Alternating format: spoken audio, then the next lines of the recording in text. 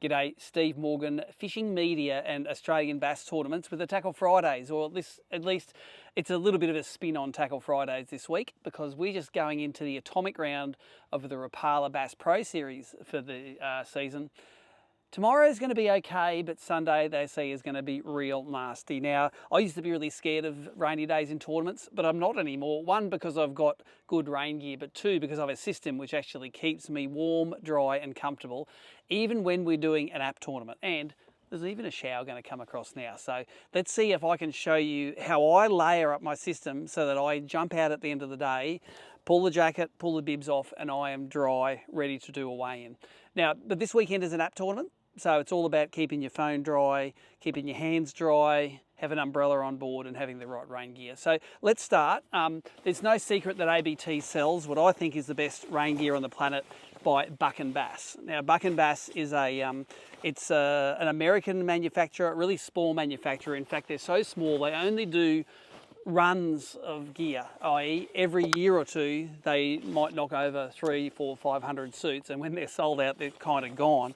We've still got a couple of sizes left at ABT, but this is the only rain gear I've ever had where I actually do, no matter what happens, at the end of the day I get out of this suit and I am dry. And two reasons for it. One is the design, and I'll talk you through some of those features as we do this, but secondly it's the material that this is made out of.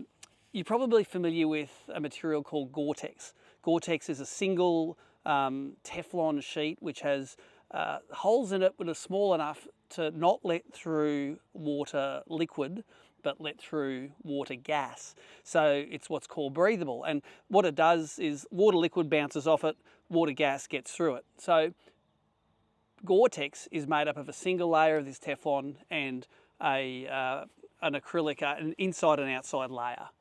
The Buck and Bass gear actually has two layers of that Teflon material on the inside and the synthetic layers on the outside.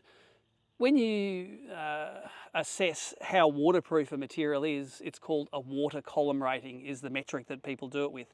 And it's if you get the material and a 1 inch round tube of water, how many centimetres high of water can you put on that material until the water forces its way through that material? The water column rating for something which is totally waterproof is around 40,000. The water column rating for Buck and Bass is about 47,000. So it's a rating which is high enough so the material itself will keep the water out, but is the design good enough to keep you dry? A lot of top of the line rain suits might only have a 20 or 30,000 water column rating, which means they will keep the water out for a while, but long enough in heavy enough rain and they will piss their pants and you will become wet. So there are two parts of a Buck and Bass suit. One is the bib and brace. The bib and brace is the bottom half of the suit, long pants all the way up to the middle of your chest. The other part is the jacket, that goes over the bib and brace.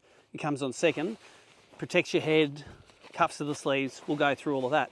The other parts of the system that I use are this is a Buck and Bass cap. Nicole calls it the loser cap because it's made of that same Gore-Tex style material but keeps your head dry and warm, this one, and also some waterproof boots. And these are a couple I bought when I was over at the Classic a couple of years ago, but any waterproof boots will keep you dry from the feet upwards. So I'll show you how I put it on. The first way you put it on is the bibs. Pretty easy. They go straight on, and it's pretty important to be dry when you put them on. If you put them on over wet stuff, you're probably going to stay cold and wet all day. So put on your rain suit before stuff gets nasty. Zips up with a big bib. Zip these up until quite high until they're tight. And the cuffs of the feet, they go down around your boots. Let's throw the boots on now because now's a good time to do it. Dry socks and slip-on waterproof boots. Over the top, they go on. So as water runs down my leg, it runs on the outside of the boots and away it goes. So that's pretty easy. So long as I'm not stepping in water which is over my ankles and I'm in a boat, so hopefully I shouldn't be, I'm going to be dry from that side up. That's my liner. Didn't take it off properly last time.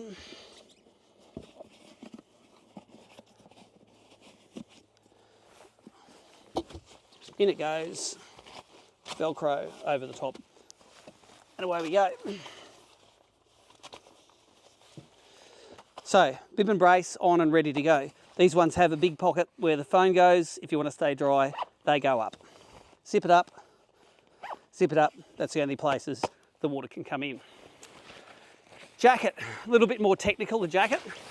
The main reason it can stay cool to wear is because it has this, it has a vented area in the back. Every time I make a cast, lets a puff of cool air into the back. So jacket on, cap off. Let's show you the sleeves. These sleeves have an internal with neoprene, which I do up quite tight, and an outer. That keeps the internal protected. That stops water from coming up my sleeve when I'm fishing, because of course I'm fishing all day like this, water's going to go up my sleeve if this cuff isn't done up tight.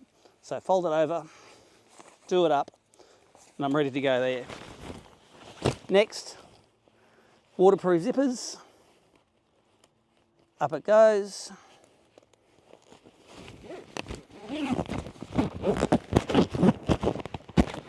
And, importantly, loser hat. So this one here, if you're running along, you can do it up like that, keeps your ears warm. But this full throttle hood, it's called, that actually, most hoods that you wear, they will billow up. And as you're going 80 kilometres there, 100 k's an hour in a bass boat, they'll be billowing up and trying to tear your head off. This one,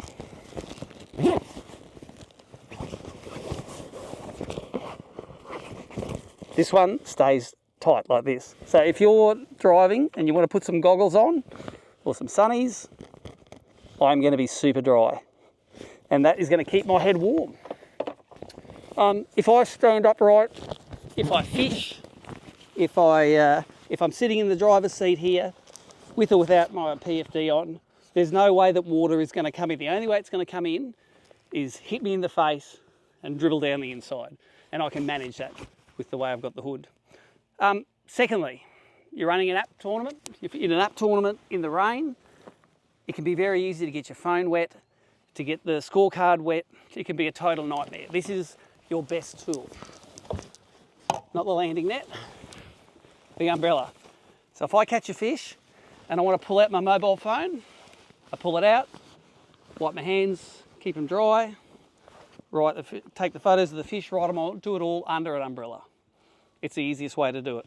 I tell a lot of people that my two big tips for app tournaments are take an umbrella, take towels, and also take the photo of the fish on your phone and upload it to the app. We've got an app tournament the next 2 days, which means, in the next 5 or 6 days, we have 2 tournaments that are on the app, which means that you can watch live scoreboards on abt.org.au. Do yourself a favour, if you hate being wet in the boat, check out the Buck and Bass gear. Keeps me dry. I love it. That's Tackle Fridays.